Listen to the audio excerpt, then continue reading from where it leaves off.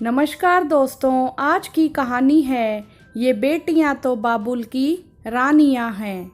Lockdown धीरे धीरे बढ़ता ही जा रहा था। समझ ही नहीं आ रहा था कि यह क्या हो रहा है। आज ऑफिस से खबर आई, अभी कुछ टाइम तक घर से ही काम करना पड़ेगा। तो मेरे मुंह से निकला, हे भगवान, अब तो घर पर ही रुकना पड़ेगा, घर पर ही काम करना पड़ेगा। पता नहीं कितने दिनों तक यह सब चलने वाला है। सुनकर मेरी 4 साल की छोटी सी प्यारी बेटी अपनी तुतलाती आवाज में बोली, पापा, मैं तो चाहती हूँ आप पूरे 100 दिन तक घर पर ही रहो। मैं चाहती हूँ आप घर से ही काम करो। मैं नहीं चाहती कि आप ऑफिस जाओ। तो मैंने उससे पूछा, ऐसा क्यों बेटा, आप ऐसा क्यों कह रही हो? उसने जवाब दिया, पापा, आप सुबह जाते हो, रात को देर से आते हो, मुझे आपके साथ टाइम बिताने का मौका ही नहीं मिलता। अभी आप घर पर हो तो मैं आपके साथ खेलती हूँ। मैं तो नहीं चाहती कि आप अभी ऑफिस जाओ। उसकी यह बात सुनकर मैं थोड़ा हैरत में पड़ गया कि वह कह तो सही रही थी, भले ही बच्ची थी, पर उसकी बात में दम था। परिवार के साथ वक्त बिताने का मौका ही कहाँ मिलता है। इस काम की आपाधापी में, भाग दौड़ की ज़िंदगी में हम सब अपने अपने कामों में इतने बिजी हो जाते हैं कि पता ही नहीं चलता कि हमारे साल कैसे बीत जाते हैं। हमारे बच्चे कब बड़े हो जाते हैं पता नहीं। कितने समय के बाद अपने परिवार वालों के साथ समय बिता रहा था। घर की यही छोटी छोटी बातें, छोटी छोटी चीज़ें होती हैं जो हमारे जीवन में पता नहीं कितनी खुशियां भर देती हैं। बड़ी बड़ी खुशियों के इंतजार में हम अपना समय यूं ही जाया कर देते हैं। जबकि सच्चाई यह है कि ज़्यादा खुशियां हमें अपने परिवार वालों के साथ बैठकर खाना खाने में मिलती है। जो सुख उनके साथ थोड़ी देर बात करने में मिलता है, वह शायद ही किसी और चीज़ में मिलता हो। अपना काम करने बैठता तो मेरी टेबल पर मेरा नींबू पानी आ जाता। मेरी प्यारी सी छोटी बेटी अपने हाथों से फ्रूट चाट मेरी टेबल पर रख कर जाती। कभी प्यार से मुझे खाने के लिए बोलती है, पापा आओ ना, खाना खा लो।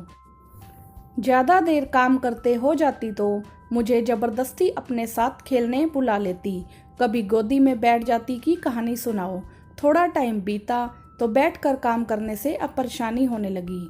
तो किसी तरीके से एक हॉस्पिटल में जाकर दिखाया तो पता चला कि कमर में ज़्यादा लंबे टाइम तक बैठे रहने से परेशानी हो गई है। थोड़ी सिकाई करनी पड़ेगी, दवाइयाँ खानी पड़ेंगी और थोड़ा आराम भी करना पड़ेगा। और घर वाले सभी इस बात से परेशान थे कि चलो घर पर तो है, पर यह बार बार जो सिकाई करने का बताया है, इस जैसा आलसी प्राणी समय पर दवाइयाँ और सिकाई कैसे करेगा। तभी मेरी प्यारी सी मुस्कान ने अपना बोर्ड निकाला और मेरा टाइम टेबल बना दिया। सिकाई का समय 12 बजे, 2 बजे, 4 बजे, 6 बजे, और बोली, पापा आपको इस टाइम सिकाई करनी है।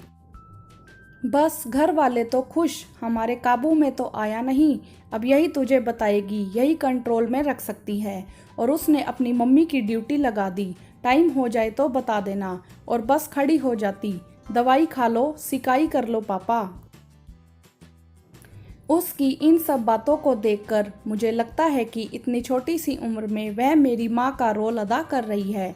हमेशा से सुना था कि सबकी बेटियां बेटी कम और माँ ज़्यादा बन जाती हैं, और आज अपनी बेटी को देख ही रहा था।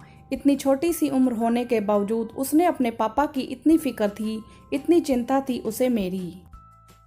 यह बेटियां ही तो होती हैं जो हमारे जीवन में खुशियां भर देती हैं। अगर कोई अपने पापा की सबसे ज़्यादा लाडली होती है तो वह होती है बेटियां। पापा का सबसे ज़्यादा ध्यान रखने वाली होती है तो वह होती है बेटियां। पर एक समय ऐसा आता है जब अपना घोंसला छोड़कर दूसरा नया घोंसला बनाने के लिए उड़ जाती हैं, और वहां जाकर भी उन्हें हमारी फिक्र लगी रहती है। मैं जानती हूँ कि उनके बिना भी हमारा काम चलेगा, लेकिन फिर भी फ़ोन करके हालचाल पूछना, आपने दवाई खाई, आपने डॉक्टर को दिखाया या नहीं दिखाया, समय पर आराम करते हो या नहीं करते, माँ कैसी है, माँ का ध्यान रखना। बेटे उनसे कहीं ज़्यादा करते हैं, हमारे साथ होते हैं, हमारा ख्याल रखते हैं, सब कुछ वही करते हैं। बेटियां तो पराया धन होती हैं, दूर चली जाती हैं, मगर कभी भी पराई नहीं होती। माँ बाप का घर, भाई भाभी का घर उनके लिए ऐसी जगह होती है जहाँ वह कभी भी किसी भी समय आ जा सकती है, अपने दिल की बात कह सकती है। दोस्तों, हमारी प्यारी बेटियाँ हमसे दूर रहकर भी हमारे दिल में अपने लिए खास जगह बनाए रखती हैं। बेटियाँ कभी पराई नहीं होती हैं। ऐसी सभी प्यारी बेटियों को ढेर सारा प्यार। दोस्तों, क्या आपके घर भी मुस्कान जैसी प्यारी बेटी है? आप हमें कमेंट्स करके ज़रूर बताएं। वीडियो को लाइक करें, शेयर करें, चैनल को सब्सक्राइब भी करें। धन्यवाद।